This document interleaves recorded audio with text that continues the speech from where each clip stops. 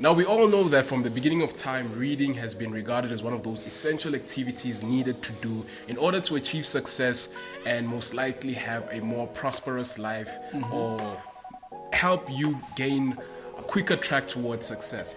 With the rise of social media and the rise of tech, reading has become one of those activities that we just regard as tedious, and we do not want to do as much as we did, or our ancestors did rather. However, I did read a famous quote back in high school that said, "He who does not read has no advantage over he who cannot read."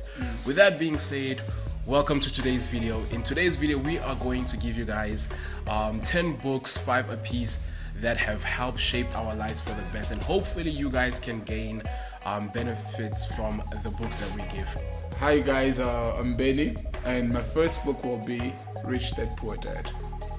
The book is about Robert Kiyosaki, and he has two dads. One is rich and one is poor, and then it talks about the mindset of the two of them, how the rich get richer and then the poor get poorer. And the book has really helped me in a way that now I know how to manage my money, now I know how to manage my time, what type of friends to keep around, and it always helped. It really helped me in a way that I always look for businesses that can generate me money, and then having some side hustles on the side to get me money. What is happening, guys? I go by Akram, and my first book would have to be Atomic Habits. This is a book I recently read. Have you heard of it? No. That's the thing, not a lot of people have heard of it in Africa, but a lot of people like in US or North America are obsessed with this book. It's written by James Clear. So the book basically gives advice or an insight on how to improve yourself daily through minor habits. So for a good example would be, if you want to achieve, let's go with a common example. If you want to achieve 100% at school, right? Obviously, the most basic thing for me and you to say is, oh, look, I'm going to go study every day and so forth. But then why is it so hard for us to study every day? What the book breaks down is because we have not actually come down to the minute habits. What are the small habits that we have to change? So for example, if I want to study every day, or if I want to study 2 hours every day, I have to make the time. So how do I make the time? It's by most likely wake up earlier, do my chores earlier, etc., etc. And one of the core values that I appreciated from the book is that it says that you should not aim for a goal, but you should aim for systems. So me and you, being people who want to achieve financial freedom, we should not aim for a certain goal of money, but we should aim for income that comes in every month without stopping. You get what I'm trying to say?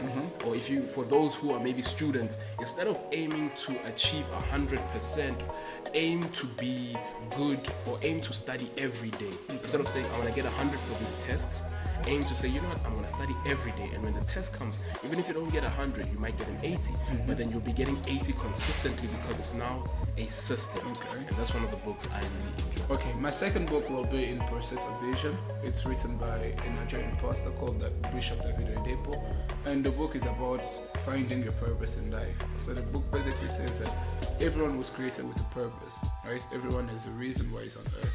So by you finding that purpose, that's how you will be successful in that field.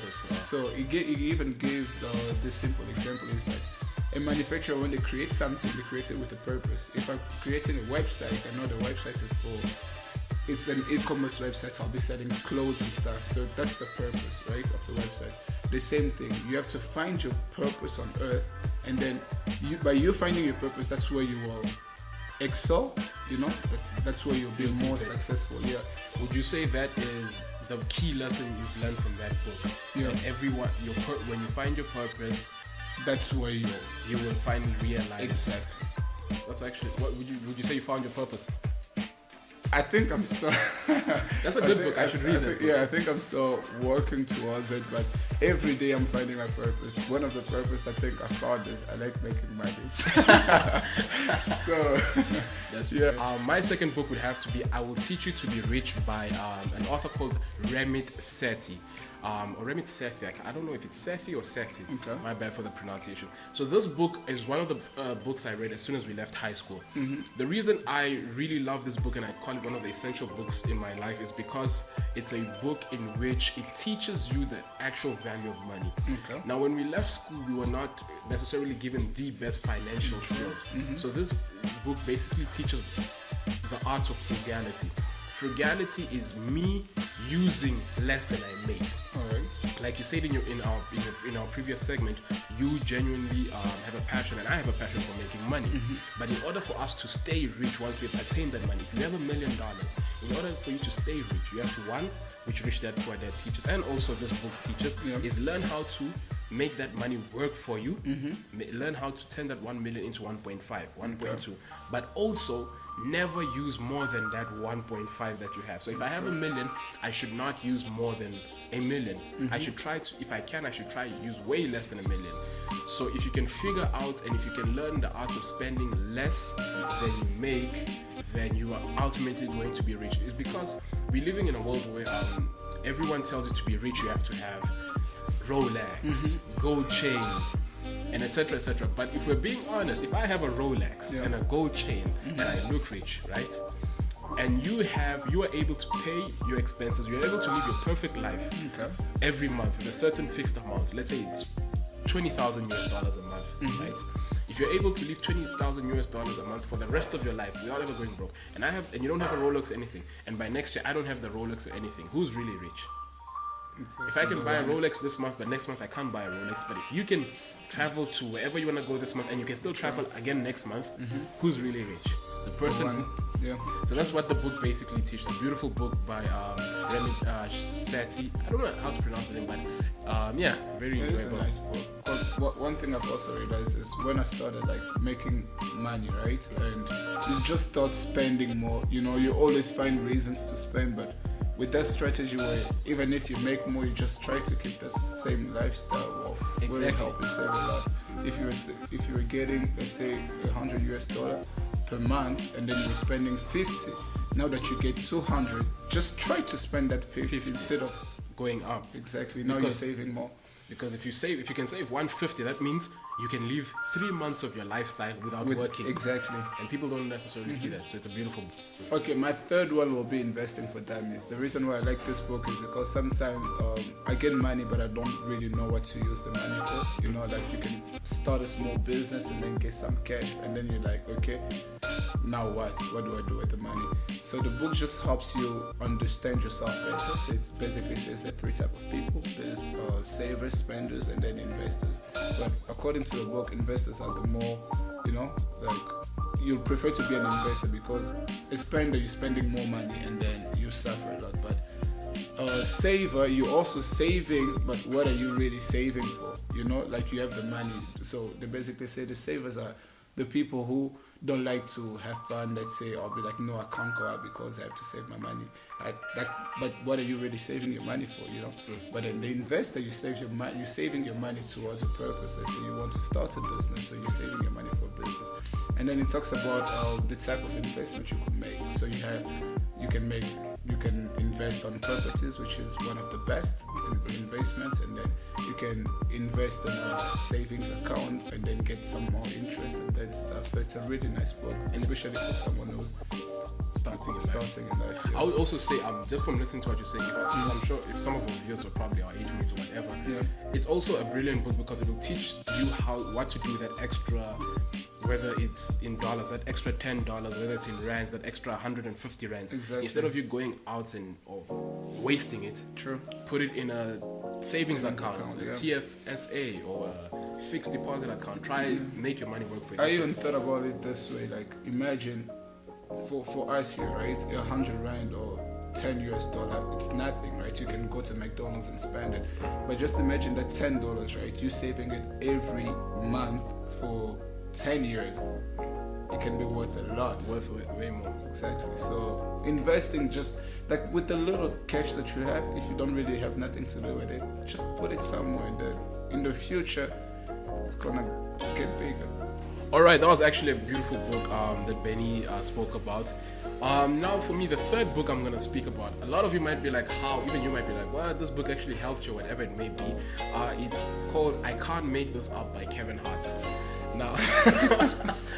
Now we all know Kevin Hart is a comedian, right? And many people were like, what? How's Kevin Hart helping you with your finances? How is he helping you become a better person? How is he helping you improve in life or society, whatever it may be? But here's the thing about this book, and a lot of people can attest. This is why Kevin Hart is so popular, is because he transcends comedy. He comes out of that comedic box. When you go to his Instagram, he's always motivating people, he's giving advice. Yeah. So this is what I got from his book. It was a beautiful insight into someone who started from nothing, who was quite smart at school, but didn't want to go and do a 9 to 5. Who was... No, was it smart? He was good. He was hardworking. Not a student, but he was hardworking.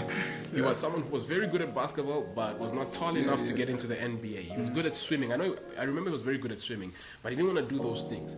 And then he basically figured out what he was good at, and he pursued it, even though it was not something he thought of. It just clicked, and he was like, I'm going to do that. Okay. He went with comedy. Although everyone told him not to do it, he stuck to his guts. And that's something I appreciated, because it teaches that sometimes we have to stick to our guts and what we want to pursue, as long as we know it's the right thing and it's something that will lead us to success. Another thing I appreciated in the book was that in every end of the chapter, he would basically give good advice, life advice, or beautiful advice about that chapter. So, for example, if we're speaking about his first comedic gig, he would be like, I made sure I worked hard until I got here, etc. So basically, it didn't give me a lot of financial advice, but it gave me like life advice. It was a kind of a motivator to say, oh, this dude came from, where is he from? Philadelphia, from nothing, from projects, and now he has 95 million people who are following him. He's probably on his way to becoming a billionaire, etc., all these things. But the only thing that separated him from other people, he might not even be the greatest comedian of all time, because people will tell you there's Dave Chappelle, there's Michael Myers, there's Chris Rock, all these people, Richard Myers, I don't know, I'm saying the name wrong, but either way, what separated him and made sure that he is one of the people that will be remembered was the fact that he was willing to work hard. And that's basically the value I took from it. My fourth book will be He That Hath, to him shall be given, and he that hath not, to him shall be taken even the smallest that he has. So it's basically the principle of the richer get rich, the rich get richer, and then the poor gets poorer. So it's basically saying that in order for you to get to a certain level, in order for you to get to your first million, there was certain habit that you had developed in order for you to get there. So even if they have to take that million away, you'll still find a way to get richer, because you already know the things that you were doing to get successful, And then the poor, because they usually chill, they usually don't do anything. I'm not saying everyone that's poor does that, others is just about the circumstances and stuff. But the reason why some people are poor is because they don't develop some new habits. Like they just chill and then they just live their life in a normal way. They're waiting, and then by them waiting, that's how you start losing again and again and again, and then you start even accumulating more, or you start spending more money. Like you're just not thinking of habit. But if I got to $1 million, obviously I started saving more. I'm just giving an example. I'm not in the $1 million yet, but So let's say I started saving more. I started cutting down some things that I don't need, and I started investing more, and then that what got me there. So because I'm there, I'll keep on getting richer, because I know the things to do to get me rich. But if you're not rich, then you'll still be doing those stupid things that you're doing, and then you'll still be losing. You'll still be losing opportunity. Yes. My fourth book would have to be Talent is Overrated by Geoff Colvin. Right. This is a book that basically speaks to the fundamental ideas I've had for a very long time, which is that you can be talented and as much as you want, but the one who works harder will always achieve and get to success quicker. Think of it like this. You studied coding. Prior to university, do you have any background in coding? No. But the fact that you sat down and you dedicated 10,000 hours, right? 10,000 hours. And you put yourself to do that, you ultimately became a great coder, someone who's very good at your field. So that is basically what the book speaks on. It speaks on if the human being's capabilities are unlimited, as long as we are willing to direct focus and willpower to the objective we want to achieve. Okay. My last book will be The Laws of Success. The reason why I like this book is because it tells you how to be successful. And then the one thing that I've really learned about the book is how it tells you that there needs to be like a chemistry, especially like if you're starting a business here. So there has to be like a certain vibe between you and your employees, and once that vibe collides, then it just creates the, what does it call it, the perfect harmony, something Perfect like harmony, that. Yeah, something like that. So he even says that some of our minds don't collide. Like you walk inside a room and you just don't like a person because the energy from that person. So like if you're working with somebody, then you like, let's say if you're starting a business or starting a company, you should make sure that the people that you're working with, you really enjoy being with them, and then your minds really collide and then form a perfect partnership, harmony. Yeah. All right, my last book would have to be Do the Work by Stephen Pressfield. Now, this is a book that basically, as the title says, do the work. All right. So it basically speaks about a terminology that I learned. We all know the word, but he explains it differently. Resistance, right? To resist.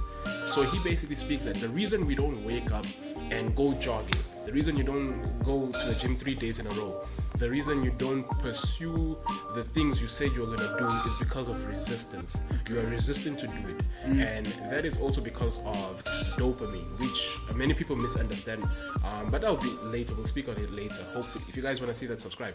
So it basically, but yeah, he basically says that if you do not do the work, it's because you're resisting to do the work. So you should not force yourself to do the work. Force yourself to overcome your resistance. All right. In conclusion, reading is really important. Like Malcolm X said, the more you read, the more ideas you get. So a lot of things are hidden in the book. My dad says something also, but it's written somewhere. Like if you want to hide something from an African, put it in a book because they don't like to read. So like you'll find out a lot of things by actually reading, and I'll advise more people to start reading. I didn't like to read also, but there's a lot of options. You have Audible. You can just put your earphones and listen to an audiobook. Yeah, so many options. Thank you guys so much if you actually made it through to the end of the video. If you did enjoy it, be sure to leave a thumbs up. If you do know any of us, leave a thumbs up too. If you're new to the channel, subscribe. New videos everywhere. When are new videos pop? Every Saturday. Yeah, Saturday. Saturday works. We didn't plan that to say at the same time. Perfect mind. Perfect mind. So every Saturday, keep your notifications on, man. We're just gonna be speaking, giving advice. All right. And until the next video, stay blessed.